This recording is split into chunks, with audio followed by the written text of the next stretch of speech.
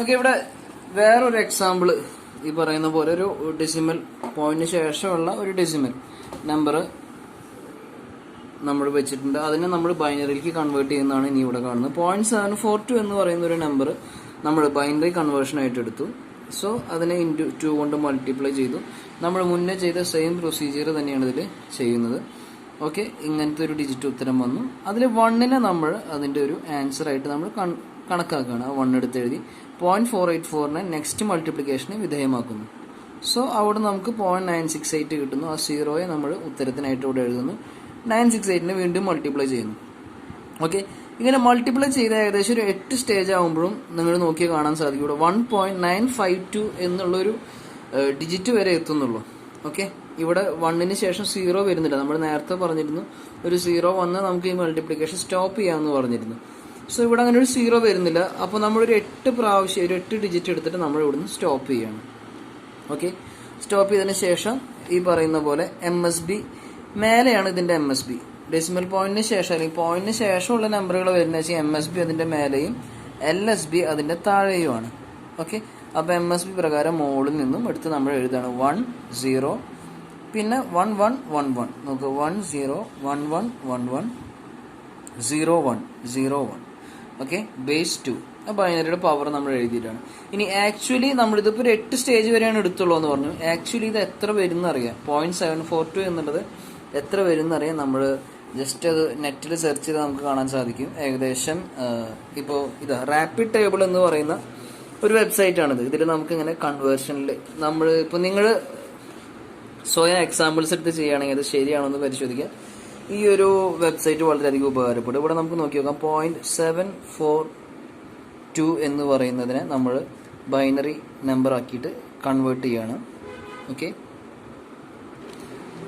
0.742 എന്നുള്ളത് നമ്മൾ കൺവേർട്ട് ചെയ്തപ്പോൾ ഇതാണ്. ഇത്രയും വലിയൊരു ആൻസറാണ് വരുന്നത്. നമ്മൾ ഇതിലൊരു 8 ഡിജിറ്റ് വരെ നമ്മൾ പോയി. ഓക്കെ, അപ്പോൾ 8 പ്ലേസ് വരെ നമ്മളൊരു ബൈനറി ഡിജിറ്റ് നമ്മൾ ആൻസറാണ് ഇവിടെ എഴുതി വെച്ചിരിക്കുന്നത്. അത് വളരെ ശരിയായിട്ടുള്ളൊരു ഉത്തരം തന്നെയാണ് കിട്ടിയത്. ബാക്കി നമ്മൾ എഴുതുന്നില്ല. അപ്പോൾ ഈ ഒരു ക്വസ്റ്റ്യനെ സംബന്ധിച്ച് ഇത്തരം ചോദ്യങ്ങൾ വരികയാണെങ്കിൽ നമ്മൾ ചെയ്യേണ്ട കാര്യം എന്ന് വെച്ച് കഴിഞ്ഞാൽ ഒന്നുകിൽ ആ ചോദ്യത്തിൽ അവർ പറയും അപ് ടു 5 ഡിജിറ്റ് അല്ലെങ്കിൽ 6 ഡിജിറ്റ് എന്നുള്ളത് അവർ പറയും. അല്ലെങ്കിൽ 0 കിട്ടുന്നിടത്ത് നമുക്ക് സ്റ്റോപ്പ് ചെയ്യാം. ഓക്കെ, അപ്പോൾ 0 കിട്ടുന്നില്ലെങ്കിൽ ഇതേപോലെ ഒരു 5 അല്ലെങ്കിൽ 6 ഡിജിറ്റ് കഴിഞ്ഞാൽ നമ്മൾ സ്റ്റോപ്പ് ചെയ്തിട്ട് ആൻസർ എഴുതുമായിരിക്കും ഏറ്റവും നല്ല ഉചിതമായിട്ടുള്ള കാര്യം.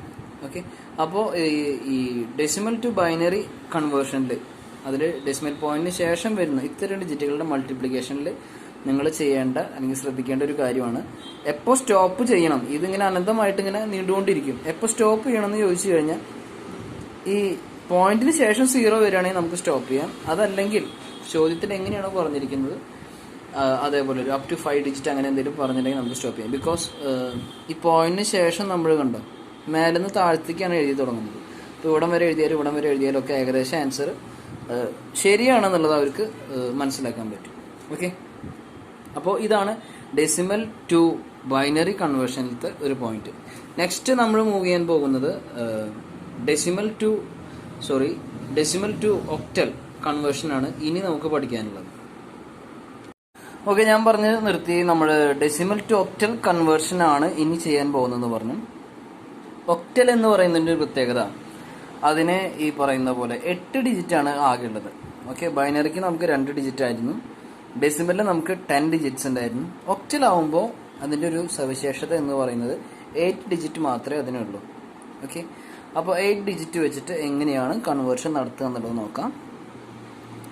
ഇതിലെന്ന് വെച്ചിട്ടുണ്ടെങ്കിൽ കോമൺ ആയിട്ടുള്ളൊരു ഫോം തന്നെയാണ് നമ്മൾ പിന്തുടരുന്നത്. ഓക്കെ, ഇപ്പോൾ നേരത്തെ നമ്മൾ ഡെസിമൽ ടു ബൈനറിയിൽ നോക്കുക, നമ്മൾ 2 കൊണ്ടുള്ള ഡിവിഷനാണ് ചെയ്തത്. ഓക്കെ, അതിൻ്റെ ഹരണഫലം ശിഷ്ടം അല്ലെങ്കിൽ കോഷ്യൻ്റെ റിമൈൻഡർ എടുത്തിട്ടാണ് ചെയ്തിരുന്നതെങ്കിൽ നമ്മുടെ ഒക്ടലിക്ക് വരുമ്പോൾ ഡിവിഷൻ ബൈ 8 കൊണ്ട് നമ്മൾ ഡിവൈഡ് ചെയ്യുന്നു. ഈ പറയുന്ന പോലെ 8 കൊണ്ട് ഡിവൈഡ് ചെയ്തതിന് ശേഷം അതിൻ്റെ ഹരണഫലവും അതുപോലെ തന്നെ അതിൻ്റെ ശിഷ്ടവും എടുത്തിട്ടാണ് ഈ കണക്ക് ചെയ്യുന്നത്.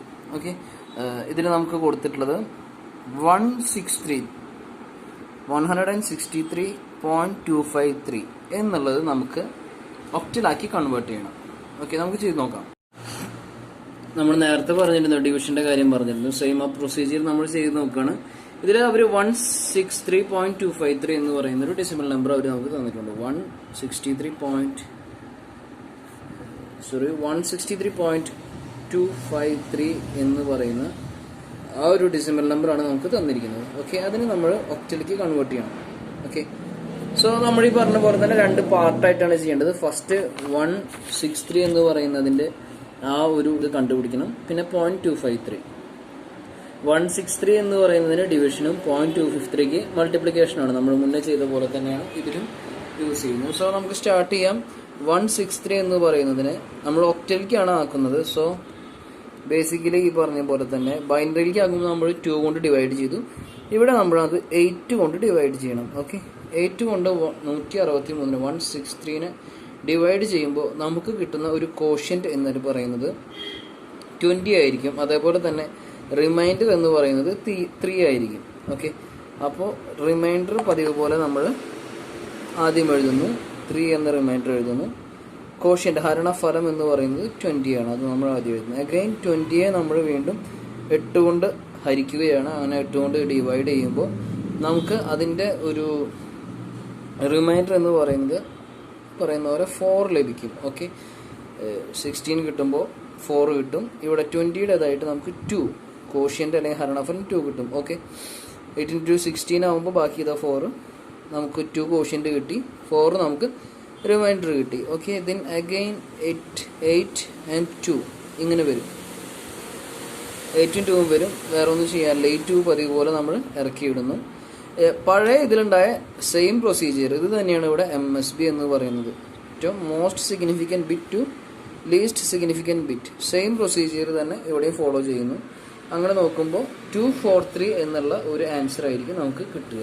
ഓക്കെ, അപ്പോൾ 163 ബേസ് 10 എന്നിട്ടുള്ള ഡെസിമൽ നമ്പറിനെ നമ്മൾ ഒക്ടലിലേക്ക് കൺവേർട്ട് ചെയ്യുമ്പോൾ ഈ പറയുന്ന bottom to top 243 base 8. Okay, ഇതായിരിക്കും ആ ഒരു നമ്പർ. ഓക്കെ, നമുക്ക് മുന്നേ ചെയ്ത പ്രോസസ്സ് ഇനിയും ചെയ്യാനുണ്ട്. അതായത് 0.253 എന്ന് കിടക്കുന്നത് അവിടെ കിടക്കുന്നുണ്ട്. സോ അതിനെ നമ്മൾ കൺവേർട്ട് ചെയ്യണം. 0.253 എന്നുള്ളത് മുന്നേ നമ്മൾ 2 കൊണ്ട് ബൈനറിക്ക് 2 കൊണ്ട് മൾട്ടിപ്ലൈ ചെയ്യാണ് ചെയ്തിരുന്നെങ്കിൽ ഇതിൽ നമ്മൾ 8 കൊണ്ട് മൾട്ടിപ്ലൈ ചെയ്യുന്നത് മാത്രമേ അതിൽ വ്യത്യാസമുള്ളൂ. സോ 0.253യെ നമ്മൾ 8 കൊണ്ട് മൾട്ടിപ്ലൈ ചെയ്യുമ്പോൾ നമുക്ക് 2.024 എന്ന് ആദ്യ ഉത്തരം കിട്ടും. ഇൻറ്റിജർ പാർട്ട് നമ്മൾ എടുത്തെഴുതുന്നു, 2 എടുത്തെഴുതുന്നു. 0.024 വീണ്ടും 8നെ കൊണ്ട് മൾട്ടിപ്ലൈ ചെയ്യുന്നു. നമുക്ക് കിട്ടുന്നത് 0.192 എന്ന ആൻസർ കിട്ടും. 0 നമ്മൾ എടുക്കുന്നു. ഓക്കെ, 0.192നെ പിന്നെയും 8 കൊണ്ട് മൾട്ടിപ്ലൈ ചെയ്യുന്നു.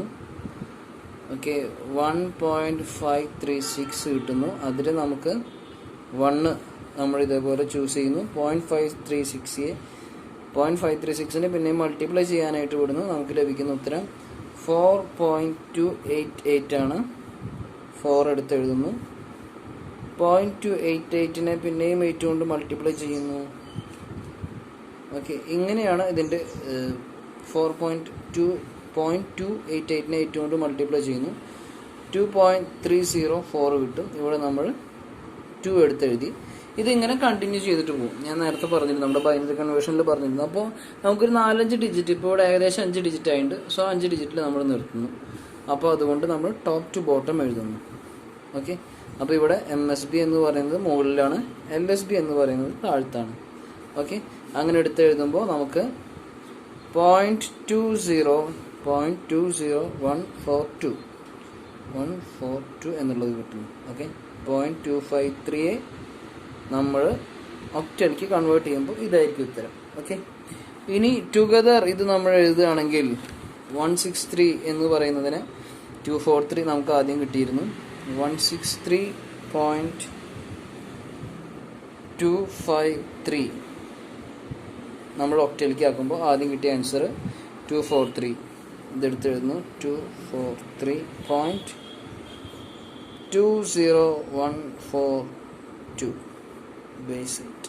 ഓക്കെ, ഇങ്ങനെയാണ് നമ്മൾ ഒക്ടൽ കൺവേർഷൻ ചെയ്യുക. ഓക്കെ, ഞാനിനി വേറൊരു എക്സാമ്പിൾ പറയുന്നില്ല, ബിക്കോസ് സെയിം നമ്മൾ ഡെസിമൽ ടു ബൈനറി ചെയ്ത അതേ മെത്തേഡ് തന്നെയാണ്. അവിടെ 2 കൊണ്ടാണ് നമ്മൾ പ്രോബ്ലം ചെയ്തിരുന്നെങ്കിൽ ഇവിടെ നമ്മൾ 8 കൊണ്ട് ചെയ്യുന്നു. ഓക്കെ, എത്ര മാത്രമേ വ്യത്യാസമുള്ളൂ, സെയിം പ്രൊസീജിയർ തന്നെയാണ് നമുക്ക് ഈ ഡെസിമൽ ടു ഒക്ടൽ കൺവേർഷനിൽ വരുന്നത്. ഓക്കെ, അപ്പോൾ മനസ്സിലായിട്ടുണ്ടെന്ന് വിചാരിക്കുന്നു. MSB LSB എഴുതുമ്പോൾ ശ്രദ്ധിക്കണം, രണ്ടിൻ്റെ ചെറിയ വ്യത്യാസമുണ്ട്. പിന്നെ ആദ്യത്തേല് നമ്മൾ ഡിവിഷനാണ് ചെയ്യുന്നതെങ്കിൽ രണ്ടാമത്തേല് നമ്മൾ മൾട്ടിപ്ലിക്കേഷനാണ് ചെയ്യുന്നത്. ആ ഒരു വ്യത്യാസം കൂടി എപ്പോഴും നമ്മൾ കെയർ ചെയ്യണം. ഓക്കെ, ഇവിടെ നമ്മൾ കണ്ടില്ലോ, ഫസ്റ്റ് ഒരു 5 ഡിജിറ്റ് എടുത്തപ്പോൾ നമ്മൾ നിർത്തി, പിന്നെ നമ്മൾ എഴുതി പോകുന്നില്ല. ഓക്കെ, അപ്പോൾ 20142 എന്നുള്ളത് നമ്മൾ എഴുതി നമ്മൾ അവസാനിപ്പിക്കുകയാണ് ചെയ്യുന്നത്. സോ കുറേ ആൻസേഴ്സ് അങ്ങനെ വരുന്നുണ്ടാവും.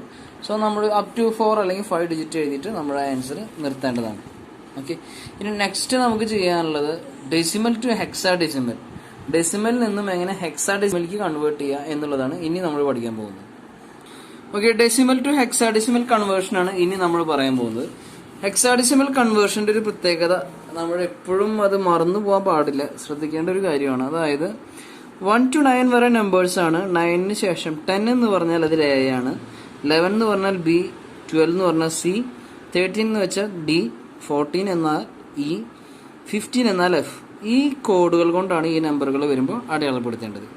ഓക്കെ, സെയിം പ്രോസസ്സ് തന്നെയാണ് നമ്മൾ ഹെക്സാഡെസിമലിൽ വെച്ചിട്ടുണ്ടെങ്കിൽ 16 ഡിജിറ്റുകളാണ് വരുന്നത്. സോ 16 കൊണ്ടുള്ള ഡിവിഷനും മൾട്ടിപ്ലിക്കേഷനുമാണ് ഈ ഒരു നമ്പർ സിസ്റ്റത്തിൽ നമുക്ക് കാണാൻ സാധിക്കും. സോ ഇവിടെ നമുക്ക് തന്നിട്ടുണ്ട് 298.653 എന്ന് പറയുന്ന ഒരു ഡെസിമൽ നമ്പറിനെ നമ്മൾ ഹെക്സാഡെസിമലായിട്ട് കൺവേർട്ട് ചെയ്യാൻ പോവുകയാണ്.